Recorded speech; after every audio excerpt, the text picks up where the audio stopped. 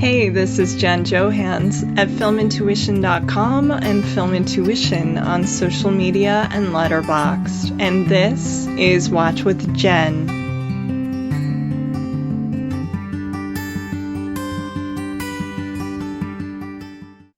This week, we have back Kate Hagen, the Senior Vice President from The Blacklist. It's been too long since I've had my good friend Kate Hagen with me to talk about movies on the podcast. Been a couple years. We had so much fun introducing White Palace at the American Cinematheque a couple summers ago. And yeah, so we're getting together for another summer. Really cool idea that Kate had, so I'm thrilled to get into it. But before we do that, how are you doing? Hey Jen, glad to be back on the show. Always great to see you and excited to talk about some fun summer motion pictures today. Yeah. No, I thought this was a really cool idea. I can't remember. We were just kind of kicking around possible ideas. Do we talk to another filmmaker, an actress, and of course we're always open to do that. But I thought this was really creative. We're both passionate about awareness of female filmmakers. I know we have a big affinity for the 80s and 90s because, well, that's when I grew up and you grew up. And, we remember the big splash some of these movies made, and some of them became word of mouth cult hits. And we were looking at, specifically because it's 2026, you brought up movies from like 2006, 96. I can't remember if you also suggested 80 or 70. You went through a few different options, and I thought it was really clever. So, why don't you, fill us in on how you came up with that idea too? Oh, that's a great question. I just started, I don't know, I've been thinking a lot about female filmmakers and the fact that I'm coming up on 15 years in Hollywood and things are not really better than they were 15 years ago. It's been 2 steps forward, 1 step back. And I think if you take a look at work by like The Inclusionists at USC, Alliance of Women Directors, some other great organizations that are really tracking what's going on with female filmmakers, the answer is not great stuff. I think there was a moment in the 2010s where it seemed like things were trending in the right direction. We were starting to get some really interesting original films coming out, particularly at the studio level. But, the last couple of years between the pandemics, the strikes, this administration, the industry and the country have changed significantly. And just the kinds of films that are getting released, made by women, are very different. But yeah, I took a look at, I started in 1976 in terms of like, what do films made by women that came out during the big summer blockbuster season sort of look like. And we landed on 1996. I thought it was interesting. I said to Jen, that was one of the first years I started going to the movie theater. And one of the movies we're going to talk about, I remember, is one of the movies that was like among the first that I was like, I want to go see that. And then I got to go see that. But I just thought this was an interesting theme to see the kinds of films that women are making at this level, Mm-hmm. After we talk about 1996, I thought I'll just run through some titles of, 76, 86, 2006 up to now, just so you guys can sort of take that with you after and think about, what does Girls of Summer mean in this sort of larger studio Hollywood context, and where we are now.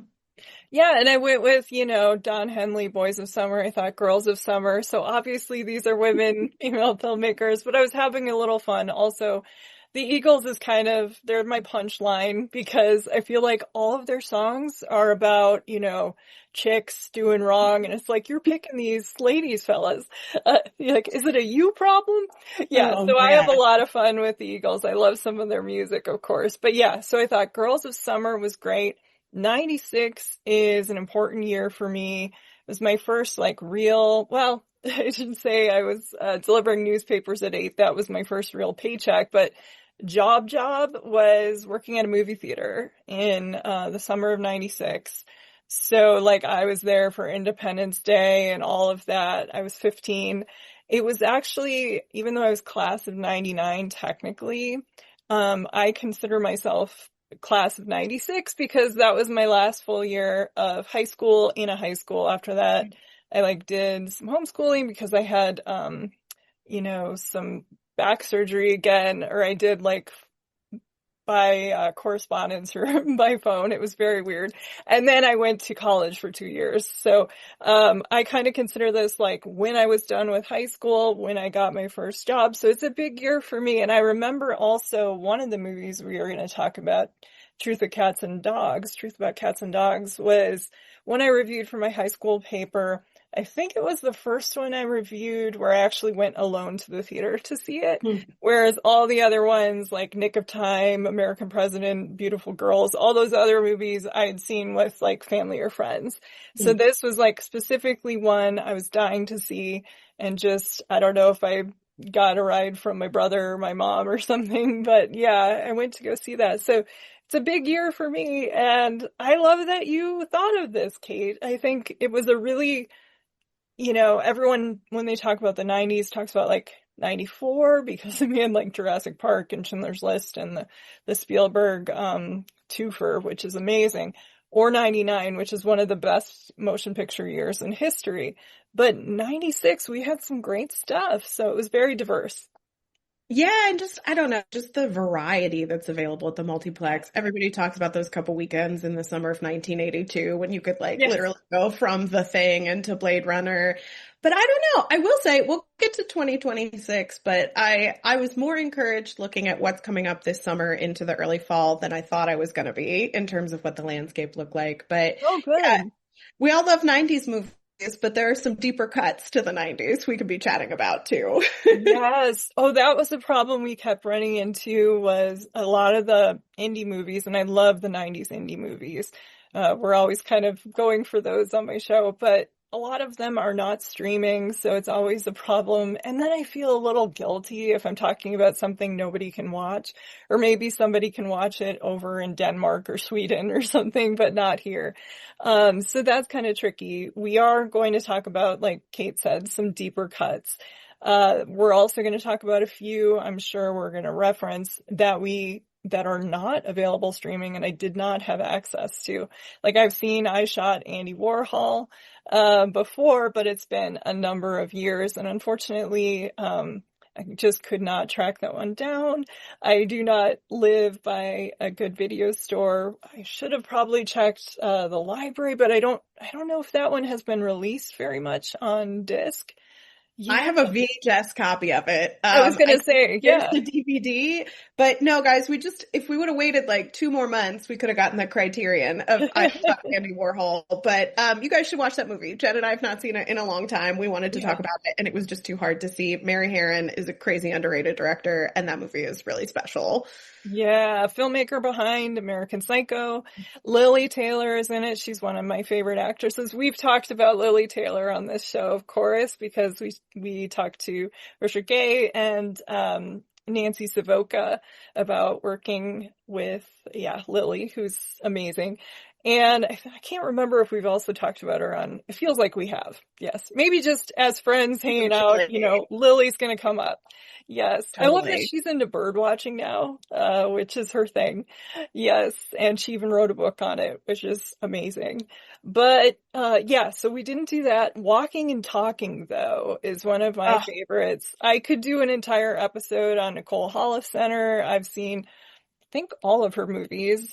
She fascinates me. She has some recurring themes. Of course, she uses Catherine Keener as a doppelganger. This is an interesting movie to watch. It's about 2 female friends who've been like friends for a long time, and you really buy the chemistry and the friendship between Keener and Anne Heche in this. And what's interesting is you watch it differently. The older you get, you think one character is maybe more like you or the other, or, even the guys, Todd Field and Liev Schreiber, they're amazing. And, Kevin Corrigan, of course, too.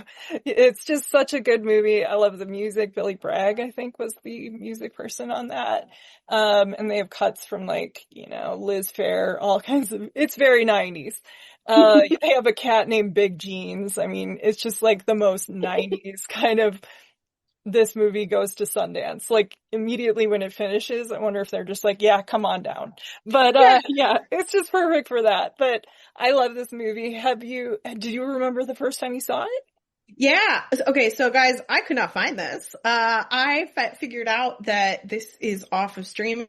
There's like an old out of print DVD and that is it. So boutique Blu-ray labels listening to Jen's wonderful Yes. podcast, please save Walking and Talking. I will tell you hilariously, I conflated this movie and Kicking and Screaming with one another for years. And I insisted, I was like, no, I've seen Kicking and Screaming, the Nicole Holofcener movie. And then it's like, Yes. no, that's not No the Noah bumbuck. Yeah. I watched this some Saturday on IFC when I was a teenager, and it was one of those that it really sneaks up on you. You think, Yeah. oh, it's just going to be like, a kind of female friendship movie, and it ends up being really profound. I remember being really moved by the stuff with Kevin Corrigan, how he was Yes. portrayed in the I film. know. And like you said, the chemistry between Catherine Keener and Anne Heche is just so fantastic. I am reminded time and time again what a wonderful actress Anne Heche was. She really Oh, had a yeah. very unique and particular spark. I rewatched Birth at some point last winter and similarly was like, oh my God, I forgot. But I think Holofcener is a great example of what we're talking about when we talk about what it means to be a female filmmaker in America. Nicole Holofcener is universally beloved, Oscar nominated, works with some major stars. Mhm. She still only gets to make a movie about every 5 years. She writes Yeah. things. But going through her filmography, I'm like, yeah, it's really about 5 years in between films. And just thinking about, but I don't know, TCM posted yesterday to a clip of Reality Bites, which is 94, so we couldn't talk about it for the show. But I don't know, all these great Gen X hangout movies and the fact that millennials and Gen Z really just did not get these kinds of great, small No. movies, character driven. Everything is about the emotional texture and the dialogue. But what a debut from Nicole, who, only has gotten better as a filmmaker. I will totally also advocate for her pure screenwriting work on Can You Ever Forgive Me and The Last Duel, even beyond what she's doing as a pure auteur. But guys, fund her movies. What are we doing? Come on. She needs to make a movie Yeah. more frequently than that. Yeah, it shouldn't be as hard as when she was starting out. I think this one took her 6 years to get off the Yeah. ground and get made. She had been like a production designer on New York sets. She worked for like Woody Allen. She had some connections that way because of all of her hard work. But it did take some time. I actually still consider those probably one of my 3 favorite movies that she's done. I love it. You're right about Heche. Actually, on Saturday, as we're recording this, I'm recording an episode on island movies for Mm. summer. And the one I like immediately was we need to talk about is 6 Days, 7 Nights, because I love Anne Heche in that. It's like a classic Myrna Loy screwball type performance or a Jean Arthur. And she just lights up the screen. And I love her in that and this. It's interesting watching it though now, and I know you didn't get a chance to rewatch, but yeah, it's like you start watching, you're like, oh, she's terrible. Oh, Todd Field's terrible. Why are they together? And by the end of the movie, you're like, okay, they're back together. Should they be? I don't know. Yeah. And Yeah. I love those movies where it kind of, at the beginning of the movie, the more established couple, by the end of it, is like, I don't know, whereas the awkward couple you kind of stand by. And Yeah. so I think that's interesting. Yeah. I miss that era too of just like, it's a romantic comedy, but it's also not. It's a female friendship movie. It's a hangout They're movie. just as important, if not Yeah. more, more important. Yeah. Honestly, I think when I think about Walking and Talking, I think about Girlfriends as like the best comp for it, Perfect. Yes, Yeah. there's romantic relationships, but really it's about the core Yeah. friendship at the center of it. Yeah, and I think she was even doing a little nod to it in a couple scenes. Absolutely. And one thing that's cool is this plays well with Truth About Cats and Dogs, where again, for a Hollywood movie, and there's some problems with it, I do have the darker version of the screenplay on one of my old phones. Somebody in the industry sent me it. I need to find it, but I will charge my old phones and find it. But Audrey Wells' version of the script, the one she wanted to make the darker one that Janine Garofalo was hoping they were going to make, and they didn't. But one thing that's cool when you compare Walking and Talking and Cats and Dogs is, again, the female friendship is just, if not more important than the love story. We actually know the women better than we know the Ben Chaplin character in this. Yeah. It's funny, as a kid when I saw this, I don't think I fully appreciated that. Yeah, You're just kind of wrapped up in this sort of like, what's going to happen? It's Cyrano of it all. But watching it as, a 30-something woman, it's like, oh, that is far and away the most recommendable element of this film is the relationship between the two of them. And it feels like a very genuine friendship between Uma Thurman and Janine Garofalo. Audrey Wells remains really legendary in screenwriting circles. When yes, she passed away, and she passed away very young, unfortunately. Many, many people I respect and admire in the business talk about what an incredible talent she was and how, she got a lot of films made, but she should have gotten more made, with her prodigious yes. talent. And I believe this is her debut screenplay.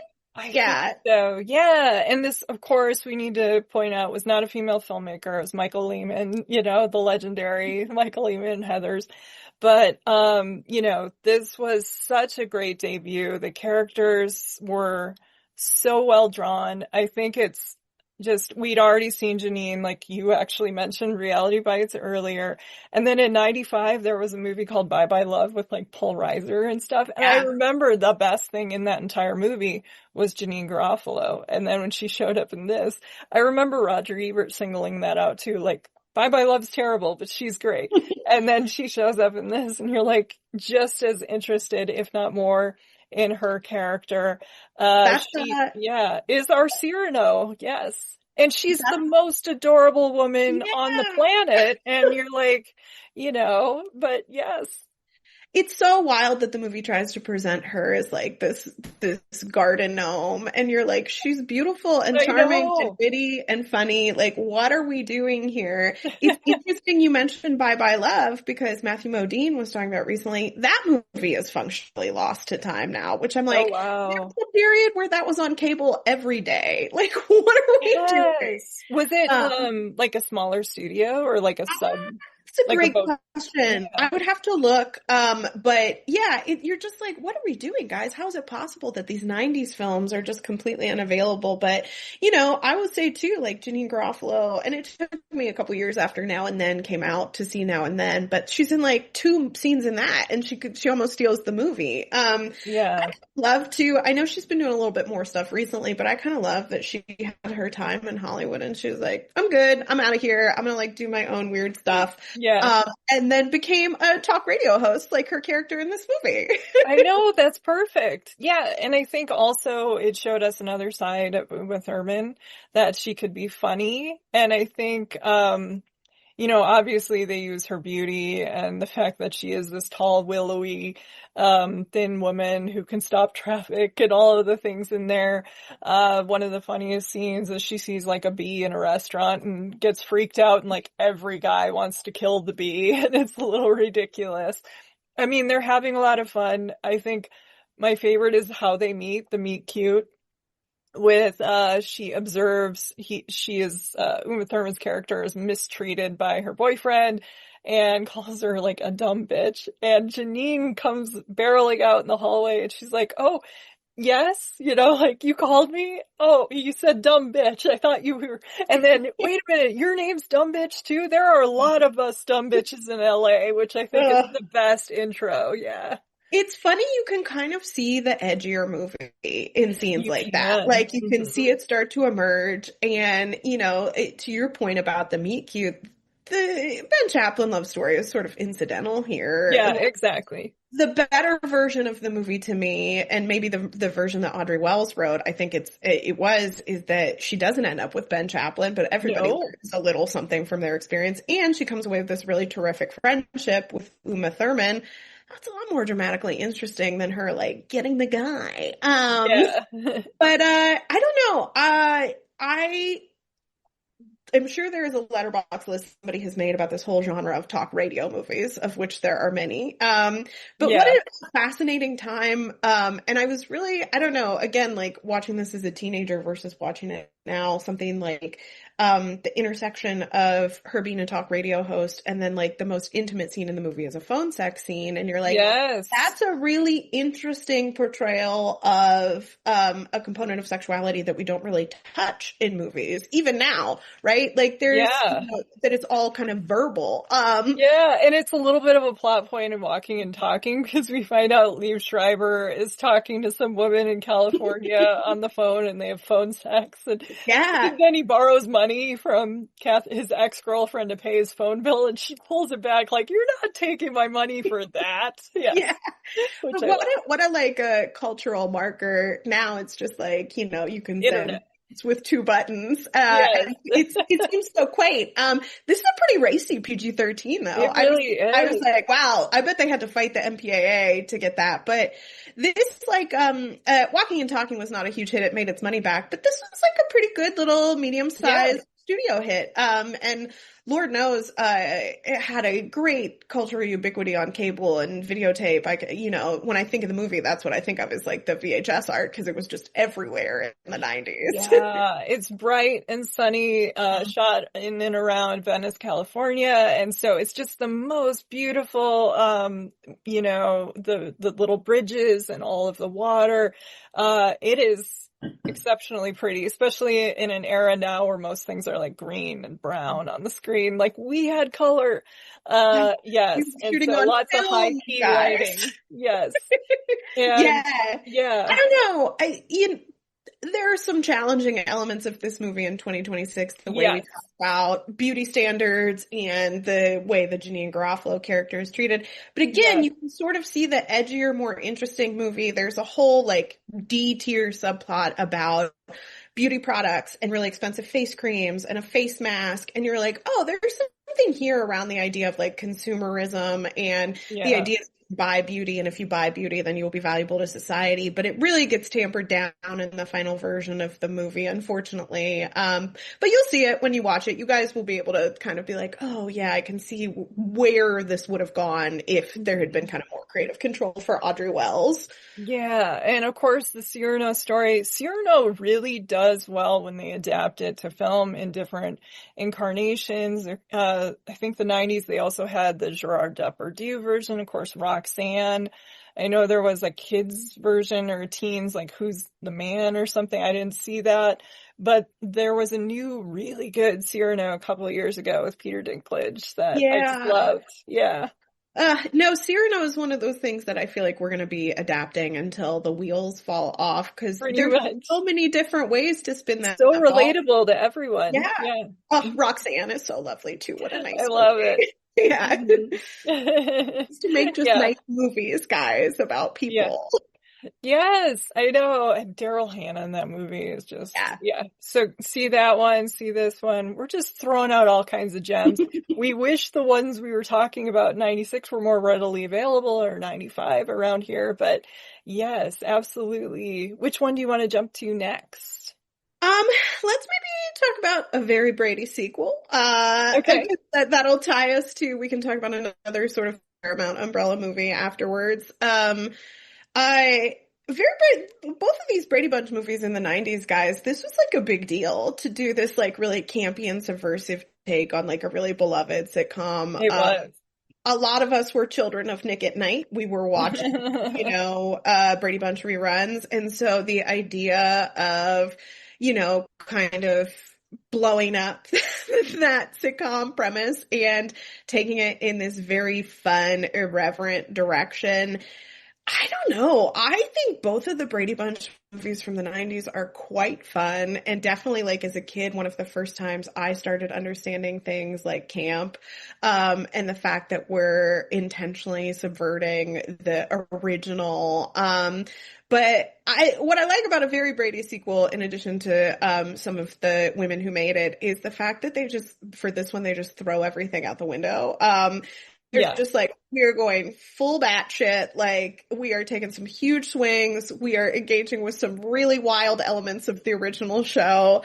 And, again, one of these movies that at the time nobody was like, oh my God, the Brady Bunch movies. But here we are, 30 years later. What is a ubiquitous meme? Everywhere you turn, Marsha and Jan, like, the Brady Bunch movies have generated so much long tail in the culture, and I find that incredibly fascinating.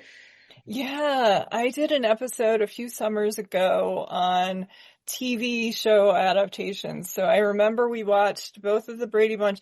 I didn't like the first Brady Bunch, Betty Thomas's, and it's not her fault in the script. I don't know. It didn't really work for me back when it came out. I think I liked it a little bit better when I saw it later because I actually got more what they were going for. But this one, I think I remember liking more. I haven't seen it in a couple of years, but I thought it was really clever because they, instead of just kind of doing a satire or a camp version, even though the show itself was pretty campy, this is like, what if we just went crazy? This is like the SNL version of it. And so it's a lot of fun. This was Arlene Sanford, I believe, was the director. Yeah. Yeah, and she went on, she's an incredibly prolific TV director. She's Emmy nominated for Ally McBeal and another one of the David E. Kelley legal shows, like a very accomplished director. Also co-written by the great Deb Kaplan and Harry Elfont, who would go on to write Can't Hardly Wait, one of the great teen movies of the 90s, and Josie and the Pussycats, talk about irreverent and subversive. Yeah. And they are still making movies. They had a script on the annual blacklist this year, which I also think is really cool. cool to see. You know, they've been in the business 30 plus years and they're still writing stuff that is a hit. I believe they actually sold the blacklist script to Paramount, which is a funny Oh, that's amazing. circle. Full circle. Yeah. Yeah. But I don't know. And things too, like Christine Taylor's comedic performance as Marsha Brady, I think has aged incredibly well. This is one of the last big Shelley Long studio movies before she kind of retreats, you know, and is like, I'm kind of done with Hollywood. God, if only we could get IP adaptations that are this clever and fun now. I think we've seen a little bit of it with something like 22 Jump Street, but these Brady Bunch movies still kind of stand alone. I'm with you though. As a kid, I was like, the first one's fine. But the second one is really bananas, which is also how the Addams Family movies, but that's a different discussion. Oh my gosh, I agree with you. The second Addams Family Values, Joan Cusack in that is like on a different plane. Yes, I love it. Yeah, I know. Part of me is like, I'm relieved that some of my favorite shows have not been like, I don't want them to take Mary Tyler Moore and make a movie out of it. It would just drive me nuts. Or even sometimes they work better as shows like Buffy the Vampire Slayer, the movie, not so much, but you know, the show is a big hit. And I love it. But yeah, I thought this was a really fun one. And I agree with you on Christine Taylor. I think she was, you know, everybody talks about Drew Barrymore and Adam Sandler in The Wedding Singer, and they're adorable and I love them in that. But Christine is so funny in that. And it's really good to see her in this time period and go, she was not only bringing it, but I think she was underappreciated. Yeah. Yeah, and you know, the things like her long-term partnership with Ben Stiller start to make sense. You're like, oh, she's an incredible comedian. Also, oh man, I'm a huge fan of The Wedding Singer. That is far and away my favorite Adam Sandler movie. Yeah. Again, just like a little movie about some people in a situation. But yeah, I shouldn't speak this into existence, but I'm a little bit shocked that nobody has tried to do a new Brady Bunch. At this point. I don't know. I think you could do something really fun with Brady Bunch as like an animated series where you could be leaning into like a subversive take on it. But yeah, these movies are fun. This one, they go to Hawaii. There's a whole really wacky, plot line about one of, Carol's fake dead husband comes back. Just some classic sitcom shenanigans played to like 2000. Yes. They chew the scenery and then they chew the set too. Yeah, I think it's a lot of fun. The one that was new to me when we were talking about summer of 96 was, and this we're just going to mention because of it was the story of the year. It was the most money any actress had ever gotten. At this point, was it 25 million for Demi Moore? Yeah. And, I'm glad she got the money, but I'm like, I don't know why she said yes, but we're talking about Striptease.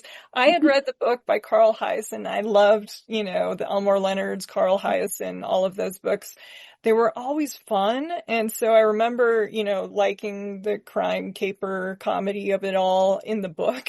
But man, did it not translate well. I think everybody in this movie, and this was the first time I saw it, thinks they're making a different movie. And that's Yeah. sort of like Demi Moore really thinks she's making, I don't know, like Aaron Brockovich or something.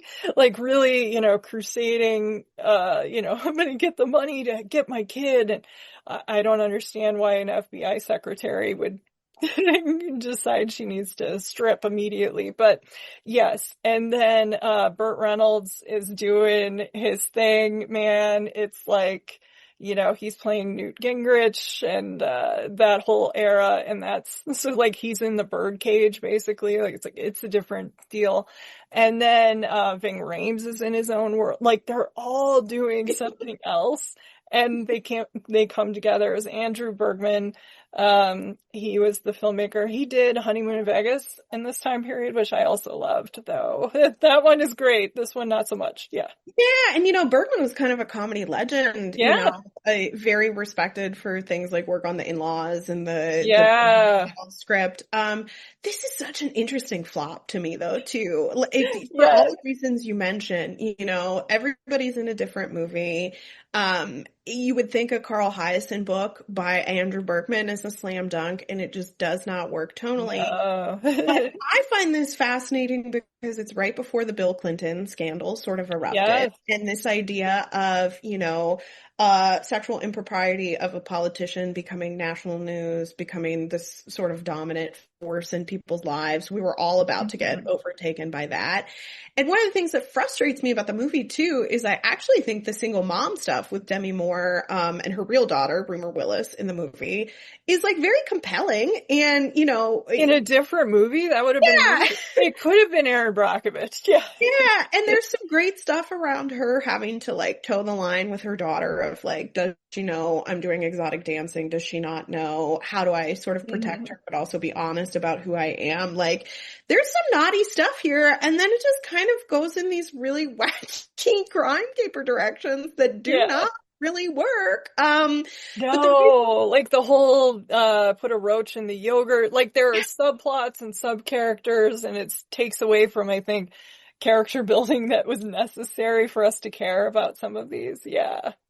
But I think we have to talk about this because at the time, as Jen said, this was a huge, huge deal. This was such a dominant film in the cycle of media. I remember being a very little kid, and it felt like for a year people were talking about the fact. Oh my gosh, that's all they were talking about. Yeah, and similarly, Showgirls, it was like such a huge part of the sort of film media. Demi Moore's huge paycheck. In her memoir, she says that her nickname was Gimme More during this period. Gotcha. I'd give her a lot of credit too, because she's like, pay me Schwarzenegger money. Yeah. Good shit made though too. I love her in Indecent Proposal. I think she's really good in that.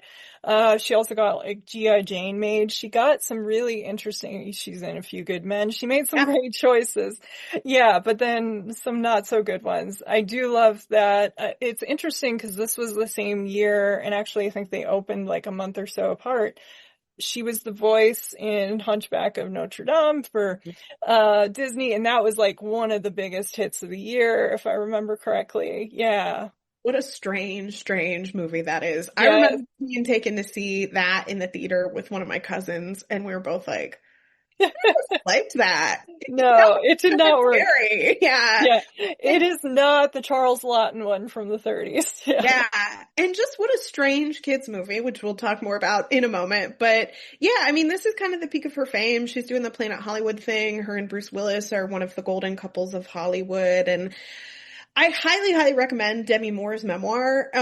She is so honest and self-effacing in a way that very, very few sort of celebrity memoirs are. She talks a lot about her very, very difficult childhood and her parents. And sort of the first chapter of the memoir is her talking about doing some kind of terrible party drug in front of her, like, older teen, younger 20s daughters, blacking out, having an out-of-body I remember when that happened. Yeah. Yeah. And Mhm. then being like, oh my God, how did I get here? I'm doing drugs in front of my own children. Like, what have I Yeah. done? I have really screwed up my life. And she talks a lot about specifically her relationship with her body and this movie and Indecent Proposal. So if you're interested in sort of what it was like being like an A-tier Hollywood star in that era, really recommend her memoir. It's really interesting. But yeah, guys, it's hard to convey to like, there were three main channels. If a movie like Striptease was dominating the news cycle, it was dominating the news cycle. You could not be like, well, I'm tired of hearing about that. I'm going to go on my phone. I'm going to go out online. It's just like,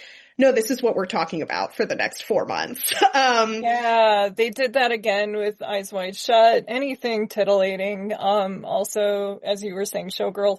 I'm old enough to remember when NC-17, that was around for the first time, like when we had Henry June. And I also remember the congressional hearings and Tipper Gore and the whole parental advisory stuff being put on that whole era. So yeah, it was a weird time. And this movie also does kind of tap into the zeitgeist of what was going on. This was also around the time when Rush Limbaugh, I Ah, remember this, made his big speech about, he singled out like, especially Tarantino movies, True Romance and Pulp Fiction and Reservoir Dogs as being, amoral and evil and polluting children's minds and all of this stuff. And Natural Born Killers was one. And that was like 94. So that was right around this time period, 2 years before. So it was a really weird time. Like I compared it to Birdcage, but it's kind of the same thing of like a politician who messes up in something sexual. And then this wound up being the Clinton era. Yes, as you were yeah. mentioning. Speaking of things that dominated the news cycle, I mean, you guys have no Yes. idea what that was like. It was just, and I was a little kid at that point, and just like the fact that we had to talk about the president's sexual impropriety, and you're like, what are all the grown-ups so stressed out about? This seems not good. This seems Yeah, I remember I was in Wisconsin in the Milwaukee area staying at a hotel because I was looking at colleges when he had to go on and give his final, first it was the big, I did not have a sexual relationship with that woman, Miss Lewinsky. But then when he finally had to go on and like, okay, this is what happened. I remember watching that there and then like everybody was really quiet at the continental breakfast the next morning. It was just so like, I don't want to know this. I yeah. remember her big interview, talking about like her mom having to, keep an eye on her because of what she went through. And the fact that she was so young, I think is lost. She was a punchline on Jay Leno's Oh show my for like 20 God. years. Yeah. Speaking of like being talked about as just like the most odious creature on God's Yeah. green earth. And you're like, Yeah. that is nuts. She was what, 22 years old? He was the president? Like, Yeah. I am grateful that people like Monica Lewinsky on a long enough timeline have been Yes. very indicated. The conversation around her has changed radically, the way we think about power dynamics. Yeah. But it is, I'm not going to say Striptease is a great movie, but it is, I think, a great snapshot of kind of where the national psyche was at that point. All these things that were about to break, the center could not hold. We had this like illusion that, everything was great in the 90s and, we don't need to talk about diversity or gender or skin color or Mhm. anything because we've solved all those problems of anything, guys. Mhm. All of these wounds still exist. I would say similarly, Demi Moore has been kind of vindicated in the last couple of years of like, she, I think, was always seen as just a movie star and never a serious actress, and then really surprises people with films like Please Baby Please and The Substance. And you're like, guys, you have to be a Yeah. great actress to be, oftentimes being a great actress makes it easier to be a great movie star. And just because she was doing this kind of more popcorn fare doesn't mean that the work is not good. No, I mean, I'll never forget her in like St. Elmo's Fire, like starting out, she really just came crackling. Like you just immediately, your eye went to her. She was great on the screen. Everybody talks about Rob Lowe and stuff in that movie, and it's like, don't forget Demi. And so I remember what a huge thing Ghost was. It was so popular. It's hard to like tell people how popular Ghost was, but like they sold the videotape from Paramount at McDonald's for like Yeah. $5.99. Yeah. That's the one we had, baby. That's the one my grandmother had. Yes. Was it? It was Ghost. It was Wayne's World. It was the original Addams Family, and I think American Indiana Tail. Jones, The Last Yeah, Crusade. yeah. Yeah. And I You think could, Top Gun or Days of Thunder, one of those. Yeah. Return. We used to be a society, man. I I want to know. We be sold tested. videos at McDonald's. Yes.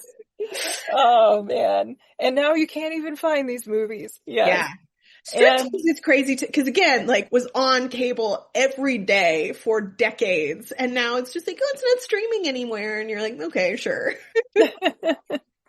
yes, I know. Let's see, as far as other movies, oh, Harriet the Spy is one we were gonna Yeah. what a segue, guys. But Well, it's, speaking of cultural Nickelodeon. snapshots, Yeah. Nickelodeon and Paramount. Yeah.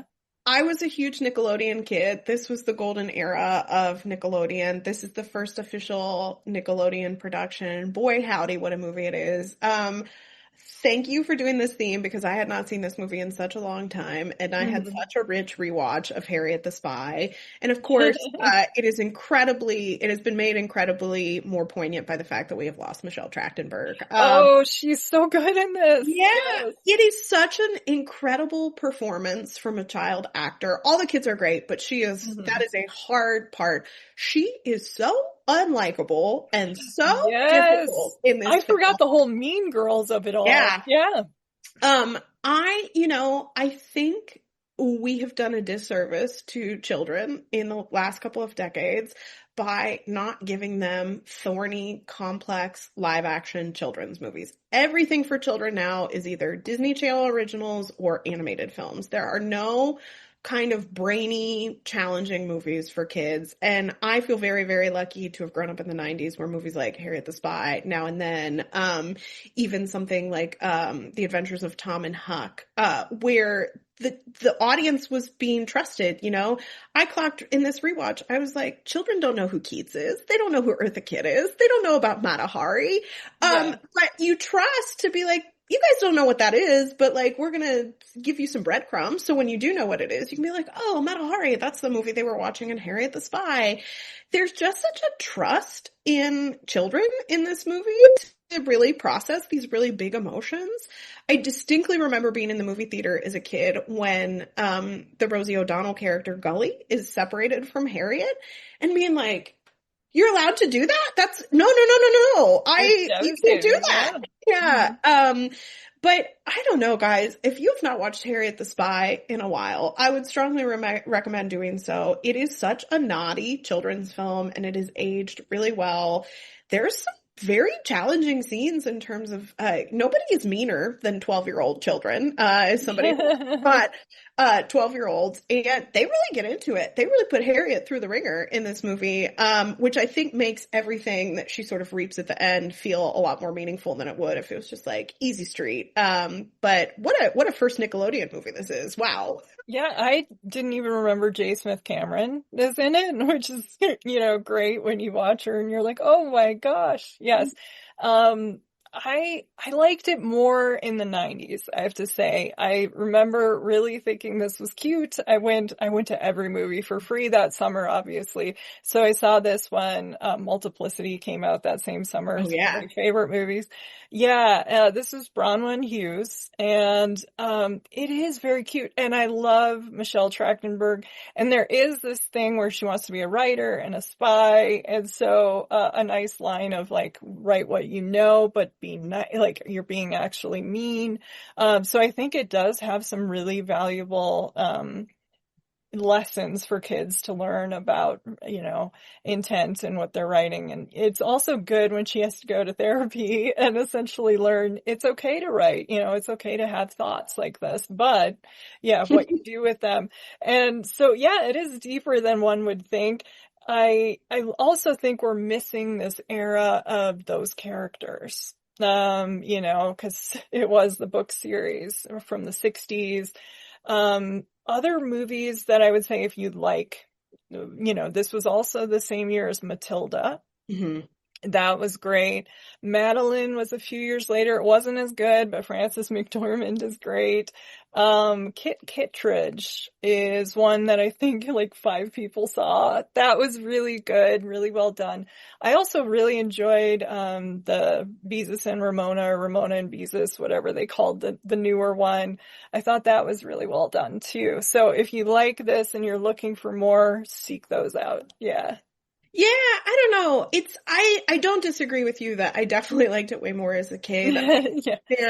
There are some frankly shocking things. At one point I wrote this down. If I were the boy with the purple socks, I'd hang myself is the thing that she writes in She her says diary. that. Yes. And then the movie doesn't let her off the hook, but I would say there is a little bit of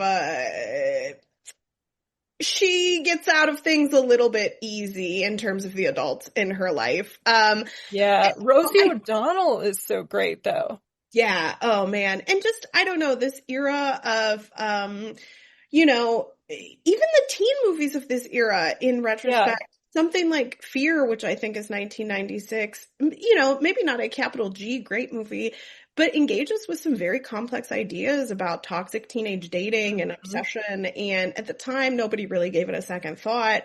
And then in the intervening decades, we haven't had as much of that kind of brainy stuff for younger audiences. And you're like, Fear actually looks really good in retrospect, or, you know. Yeah. To your point about Buffy earlier, I noticed that one of the co-writers, Donald Petrie, went on to write a significant amount of Buffy. Yes, he did. And then I learned a very important Kate Hagen fact. The other co-writer, Teresa Rebeck, grew up in the little town next to me, which I had no idea. Oh, small world.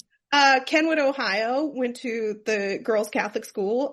She's incredibly prolific writer and playwright. Went on to be Emmy nominated for things, or I think had already been nominated for an Emmy on NYPD Blue. Had worked on shows like LA Law and Dream On, and is now an incredibly prolific playwright, and is still like putting new productions up to this day, which I thought was very cool. But yeah, I don't know. I wish that we were giving kids Fear more. was actually the same year. Yeah. Oh, yeah. Yeah. Wow. Yeah. That's another one we could have talked about. It was like a fine line with some of these, you know, prioritizing like great female lead characters with like, you know, actual behind the scenes women working on these films. But, I made a note. Bronwyn Hughes, who directed Harriet the Spy, also went on to direct tons of television, made the Sandy Bullock, Ben Affleck rom-com Forces of Nature, which is not great. But then a kind of interesting movie with Thomas Jane called Stander, that I haven't seen in a very long time. But, you know, Nickelodeon would go on to do a lot more animated stuff, the Good Burger movie. But what a fascinating first film for them to deliver this like really thorny, challenging Harriet the Spy adaptation. Yes, and just to give you guys some more insight into 96, it was also the year of Scream, Jerry Maguire, The English Patient, Fargo, Shine, Mirror Has Two Faces, Sling Blade, Secrets and Lies, I think I already said Fargo, and The People versus Larry Flint. Oh, also Evita, which was huge. And if you're a fan of Patrice Leconte, like I am, Ridicule was the same year. Yeah. Well, and like, what an interesting array of movies you just named, right? Yeah. You have something at the kind of premium indie level, like a Secrets and Lies, that's really, you know, breaks out. Manny and Lowe was another one we thought of doing, because that's fabulous too. That was on my long list for 96. Some other stuff we could have talked about, The Craft. That's a movie for me, unfortunately. It's not aged well at all. Yeah, no, it really hasn't. Very cool. Great goth girls. Beautiful goth girls. I don't know about the rest of the motion picture. We could have talked about Welcome to the Dollhouse, Todd Solondz's, with that terrific Heather Matarazzo part, but those movies are challenging, and those are very, like Jen said, Matilda, Jim McKay's Girls Town, which Lily Taylor also co-wrote. We had the Gwyneth Paltrow Emma adaptation. That is a wonderful one. Yeah. That was such a good era for those. And then we also had the kind of twofer of Reese Witherspoon breaking out with This Is the Same Year as Freeway, and a very different character than most of her other roles from Yeah, this yeah, time. she broke out, and it was the same year as Edward Norton's debut in Primal Fear, so we had some great movies then. Yeah. Yeah. If your audience is curious, I will give you some more of the interesting sort of girls of summer titles from the last few Yeah. years. 76, not a lot, guys. We've got Outlaw Joseph Wales, Lipstick, Sparkle, in the adult world, the opening of Misty Beethoven. 86, pretty interesting. Blue City, directed by John Hughes, producer Michelle Manning for Paramount, with Okay. Ali Sheedy and Judd Nelson. Room with a View, which kind of kicks off all the great, Ruth Pervaller, Jobla, I can never say her name correctly. Yes. Pervaller, Jobla, adaptations for Merchant Ivory, which continue. She wins Oscars for. Yeah, fabulous screenwriter. Yeah. What a great writer. Still has not fully gotten her due. No. You have Nora Ephron kind of emerging with her screenplay for Heartburn in 86, which is fabulous. And then not female filmmakers, but great female characters in Mona Lisa and She's Gotta Have It. Mona Lisa is one of my favorites. And of course, She's Gotta Have It is iconic and gave us Spike. Yeah. Yeah. If we jump to 2006, things get a little funky again. Another Hall of Center movie, Friends with Money, which is so prescient, so kind of predicts what was about to happen with the financial crisis. Mary Harron comes back with Notorious Betty Page, an interesting sort of bookend. Yeah, that's a fascinating one. Mm-hmm. Yeah. Kitchen Mall is great. Yeah. Yeah. Really great screenplay by Guinevere Turner, who she had worked with. Stick It by Jessica Bendinger, which has become kind of a I liked that. Yeah, that was very well done. Mm-hmm. The big movie in my mind of that summer, though, that everybody was talking about was Little Miss Sunshine, which is, we saw that at the theater several times. Yeah. Same. Which is that kind of sweet spot of it's an indie movie, but also it has this kind of studio backing and it's like the thing to see. And then things. That's Valerie Ferris and Jonathan Dayton, if I'm from a Michael Arndt script, very, very wonderful Toni Collette and Abigail Breslin performances in that film too. Yeah. 2016, we have things like Money Monster, Me Before You, Bridget Jones's Baby, Mira Nair's Queen of Catway, Bad Moms. The big one for the summer of 2016 is Lady Ghostbusters, which if you were online during that time, that was brutal, guys. That was a bad time. Yes. Oh my gosh. Like if you think, The Last Jedi stuff was insane. Yeah, that was another part of it. It was so toxic fandoms. Yeah. Yeah, and who knew a bunch of girl Ghostbusters would break so many boy brains so significantly. Yeah. That was always a weird franchise to me, though. Like the original Ghostbusters it's creepy. Yeah.